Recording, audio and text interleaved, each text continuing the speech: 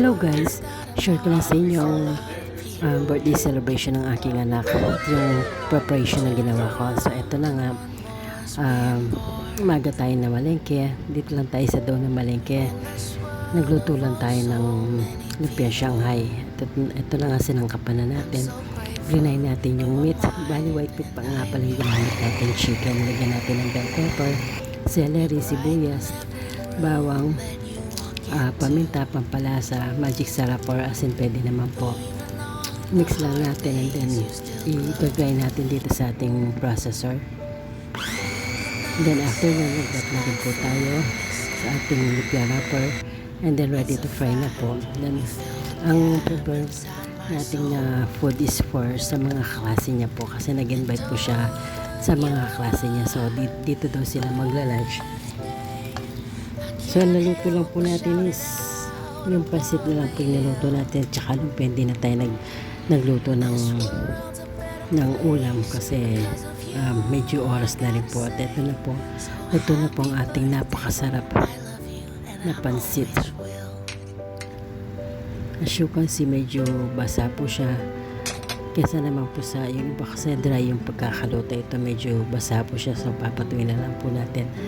At napakasarap po na ang naluto nating pansit. Nag-plating na rin po tayo para mamigay rin tayo sa mga kapitbahay natin, lalo yung kumari ko. At ito na nga, dumating na po yung mga klase. Sobrang lakas po ng ulan pagdating nila. Dito na nga po, nag-prepare na ako ng food para makakain na po sila. Then at after na naman po, nagluto tayo ng maha blanca.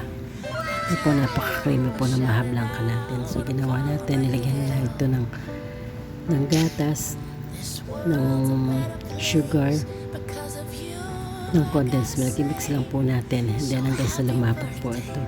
Nag-plating na rin po tayo at nilagyan natin ng cheese on top. And then ito naman po yung nasa plate naman po na pansit and lumpia. Ito naman po yung bibigay naman natin sa ating kapitbahay.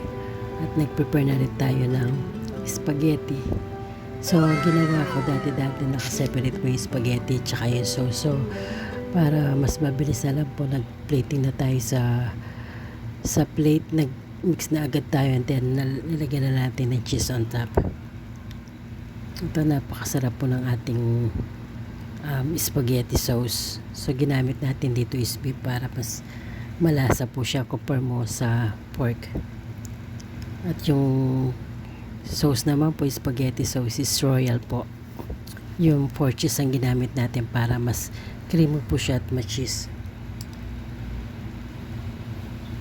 Yun po, mas dagdagan nyo lang po ng cheese para masarap po siya at malinamnam.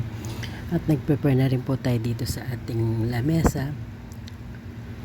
At ready na po para pagkanta natin na happy birthday ang aking anak. Ito na po, mawit na kami ng birthday songs para sa kanya. Ito usually namin ginagawa every time na may birthday po sa amin. Dati po kasi kasama namin yung tatay kong kumakanta at ngayon wala na po siya at kami na lang po. Masaya naman pong birthday ng anak ko kahit pa paano at na-arouse namin siya at nagpapasalamat kami sa Diyos at may dumating na namang birthday sa year na to.